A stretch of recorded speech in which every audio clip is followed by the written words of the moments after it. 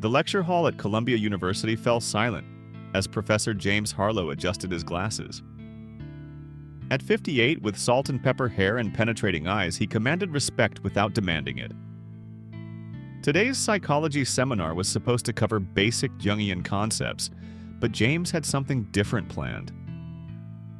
Today, he began, his voice carrying to the back row, we're going to discuss why grown adults spend billions of dollars watching people in spandex and capes. A ripple of laughter moved through the room, but James didn't smile. He clicked to the first slide. Batman standing atop a gargoyle overlooking Gotham. Is this just entertainment? Or is there something more primal happening when we sit in darkened theaters, watching these modern myths unfold? James paced slowly across the stage, making eye contact with students who suddenly felt less certain about their superhero t-shirts and laptop stickers. Among the students, Elena Martinez shifted uncomfortably. The 22-year-old psychology major had never considered her Marvel collection as anything more than an escape. Yet something in the professor's tone suggested a deeper truth she hadn't confronted. Carl Jung, James continued, would tell us that these characters aren't new at all. They're simply the latest manifestations of archetypes that have existed in the collective unconscious since humans first gathered around fires to tell stories. He clicked to the next slide. Ancient cave paintings beside comic book panels, the visual parallels unmistakable. Elena found herself reaching for her notebook, suddenly captivated. She'd always defended her superhero obsession as harmless fun against her father's dismissals. Now she wondered if she'd been defending something far more significant without realizing it. When we watch Spider-Man swing between skyscrapers, James said, his voice dropping to ensure everyone leaned forward, we're not just watching entertainment. We're experiencing the same psychological patterns that our ancestors felt when they told stories of Hermes or Anansi the trickster. The professor paused, letting the weight of his words settle across the room. These aren't just stories. They're psychological blueprints that reveal what we're missing in ourselves. The silence in the room had transformed from polite attention to genuine absorption. For the next month, James announced, we'll examine the superhero phenomenon through Jung's framework. I want you to consider, what does your favorite superhero reveal about your own psyche? He smiled as he saw several students glance down at their superhero merchandise with new eyes. Elena stayed behind as others filed out, staring at her notebook where she'd scrawled, what am I really looking for in these stories? She didn't notice Professor Harlow watching her with knowing eyes, recognizing the beginning of a journey he'd seen many times before, the moment when entertainment transforms into self-discovery. The following week, Elena arrived early to claim a front row seat. Professor Harlow had assigned readings on Jung's concept of the shadow, and she'd stayed up late connecting dots she'd never seen before. The lecture hall filled quickly. Word had spread about the unconventional seminar. Batman, James began without preamble, is perhaps our culture's most perfect embodiment of the shadow archetype. The dark figure loomed on the projection screen behind him. But what exactly is the shadow? Jung described it as the part of ourselves we refuse to see, the qualities we deny, repress, and project onto others. Elena thought about Bruce Wayne's transformation each night, donning the Bat persona to become something other than the polished billionaire. She'd never considered that the dual identity might represent something universal about human psychology. Consider this, James continued, pacing deliberately. Bruce Wayne witnesses his parents' murder as a child. Rather than processing this trauma, he splits himself in two. By day, he maintains the persona, Jung's term for the social mask we wear. By night, he embraces the shadow, becoming the very thing criminals fear. The room was utterly silent now. Several students who'd arrived wearing Batman merchandise looked thoughtful, even troubled. James clicked to the next slide, a split image of Bruce Wayne in a tuxedo beside Batman perched on a ledge. But here's where it gets interesting, the professor said, his voice dropping conspiratorially. Batman doesn't just represent the shadow, he's actively integrating it. Unlike villains who are consumed by their shadow aspects, Bruce Wayne harnesses his darkness for protection and justice. This is precisely what Jung prescribed for psychological wholeness. Elena found herself thinking about her own life. The parts of herself she kept hidden, the anger she never expressed, the ambitions she downplayed. Was her fascination with superheroes somehow connected to these unacknowledged aspects of herself? Now let's consider Spider-Man, James said, changing the slide. Peter Parker is driven by guilt, the shadow emotion many of us refuse to acknowledge. His entire heroic journey begins with an act of selfishness that leads to his uncle's death. His superhero identity is an attempt to integrate this guilt rather than be destroyed by it. A student raised his hand. So you're saying we're drawn to these stories because they're showing us how to deal with parts of ourselves we don't want to face? His voice carried a note of personal discovery. James nodded, pleased. Exactly. When we watch Batman confront the Joker, we're witnessing a symbolic confrontation with chaos and nihilism, forces that exist within all of us but that most people never consciously address. Elena wrote furiously in her notebook, suddenly seeing connections between her own life choices and the heroes she'd been drawn to since childhood. Her father's dismissal of her childish interests felt hollow now, replaced by a growing sense that she'd been intuitively seeking psychological guidance all along. Your assignment this week, James announced as the class neared its end, is to identify the shadow elements in your favorite superhero narratives. What repressed aspects of yourself might you be confronting through these stories? The room buzzed with conversation as students gathered their things. Elena remained seated, staring at the final slide, a quote from Jung. One does not become enlightened by imagining figures of light, but by making the darkness conscious. For the first time, she understood why these stories had always felt so necessary to her soul. The campus coffee shop buzzed with conversation as Elena sat across from Marcus, a fellow psychology student who'd approached her after class. His Captain America phone case had prompted her to ask about his thoughts on the seminar. Now, an hour later, they were deep in discussion. I never realized how perfectly Tony Stark represents Jung's concept of the persona, Marcus said, gesturing with his coffee cup. The Iron Man suit is literally a second skin he creates to show the world. Flashy, invulnerable, technological. Elena nodded enthusiastically. And it's killing him inside. Remember in the second movie? The arc reactor that powers his suit is poisoning him. Jung would have a field day with that symbolism. The persona that protects him is also destroying him. Around them, other students from Professor Harlow's class had formed similar discussion groups. The seminar had sparked something beyond academic interest. It had become personal for many of them. Elena noticed how animated everyone seemed, as if discovering a language for something they'd always felt but couldn't articulate. Today, Professor Harlow announced when class reconvened, we'll explore how superheroes embody Jung's concept of the persona. He clicked to an image of Superman changing in a phone booth. Clark Kent is perhaps the most obvious example, the mild-mannered disguise that conceals the true self. Elena considered how she presented different versions of herself in different contexts. The serious student, the dutiful daughter, the supportive friend. Were these all personas that concealed some more authentic self? What's fascinating, James continued, is that for Superman, the superhero identity is actually closer to his true self. Clark Kent is the fabricated persona, the mask he wears to fit into human society. This reversal speaks to our modern condition, where many feel their professional or social identities are false fronts, concealing their authentic nature. A student near the back raised her hand. Is that why we feel so satisfied when heroes reveal their identities?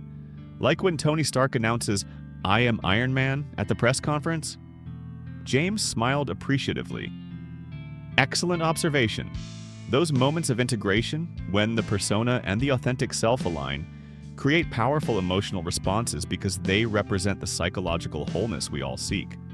Elena thought about her own life compartmentalization, how she kept her academic ambitions separate from her family relationships, how she presented different versions of herself on social media versus real life. The parallels were uncomfortable but illuminating. "Consider Wonder Woman," James said, changing the slide. Diana Prince moves between the world of immortals and the world of humans, maintaining different personas in each. Her journey involves integrating these aspects rather than keeping them separate. This is precisely what Jung described as the individuation process. The class discussion grew animated as students connected superhero narratives to their own experiences of maintaining different personas across contexts. Elena found herself sharing how her father dismissed her intellectual interests, forcing her to develop a simplified persona at home that concealed her complexity. "Your personas aren't false," James clarified, seeing the troubled expressions. Jung didn't see the persona as inherently negative.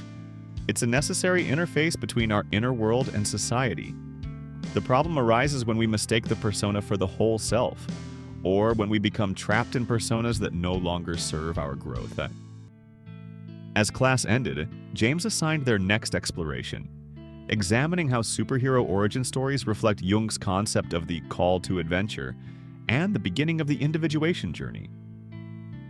Elena left the classroom feeling both exposed and liberated, aware that her superhero fascination had been guiding her towards psychological integration all along. That evening, Elena found herself reorganizing her collection of superhero memorabilia, seeing each item with new eyes. These weren't just entertainment products. They were symbols in her personal mythology, guiding her toward wholeness in ways she was only beginning to understand. The lecture hall was packed beyond capacity. Word had spread beyond the psychology department, drawing students from film studies, comparative literature, and even several professors curious about the intersection of pop culture and depth psychology. Professor Harlow seemed unsurprised by the growing interest. "Today," he began, "we explore perhaps Jung's most controversial concept, the collective unconscious, and how superhero narratives tap into this shared psychological substrate." The slide behind him showed ancient mythological figures beside their modern superhero counterparts. Thor, Hercules beside Superman. Jung proposed that beyond our personal unconscious lies a deeper layer of psychic material shared by all humanity. This collective unconscious contains archetypes, universal patterns and images that appear across cultures and throughout history. James clicked through slides showing remarkably similar mythological figures from disparate cultures. Elena felt a shiver of recognition. Her grandmother in Mexico had told her stories of ancient gods and heroes that suddenly seemed connected to the comics she'd discovered after moving to America. The patterns were undeniable once you knew to look for them. "What's remarkable about our superhero obsession," James continued, "is how perfectly these modern myths align with ancient archetypes.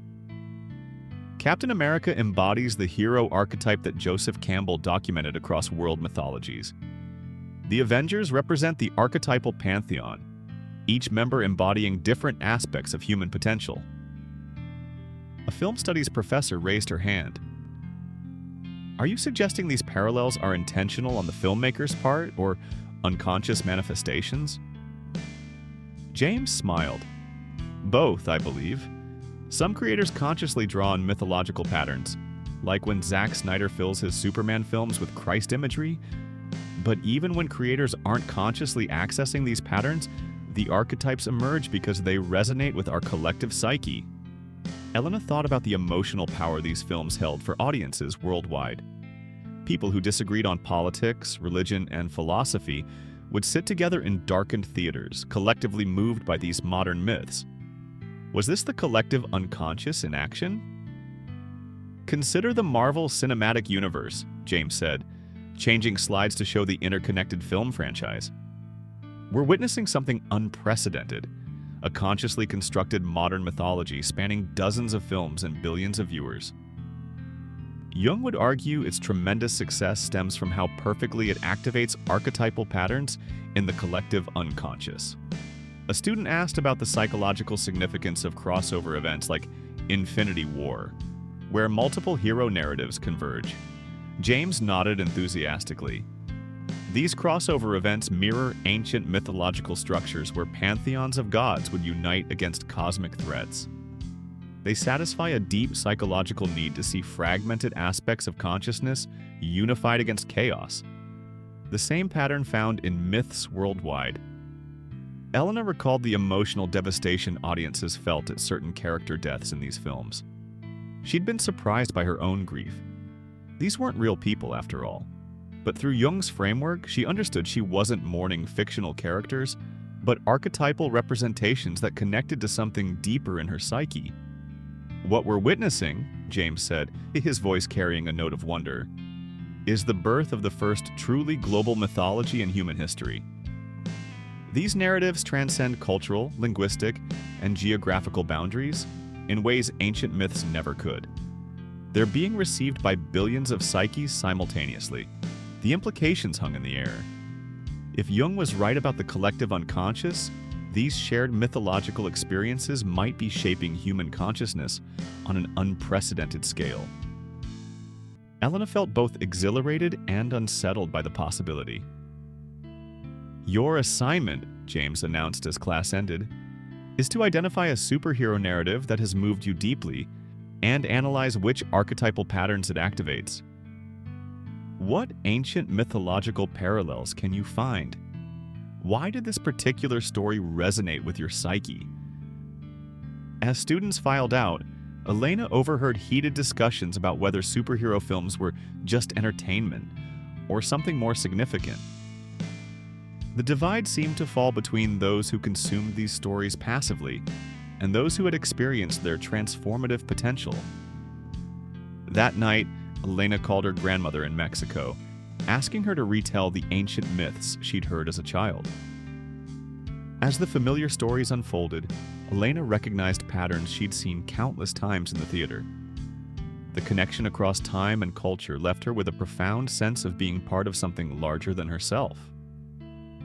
The final session of Professor Harlow's seminar arrived with a sense of culmination. The classroom had been rearranged into a circle, breaking the traditional hierarchy of the lecture format.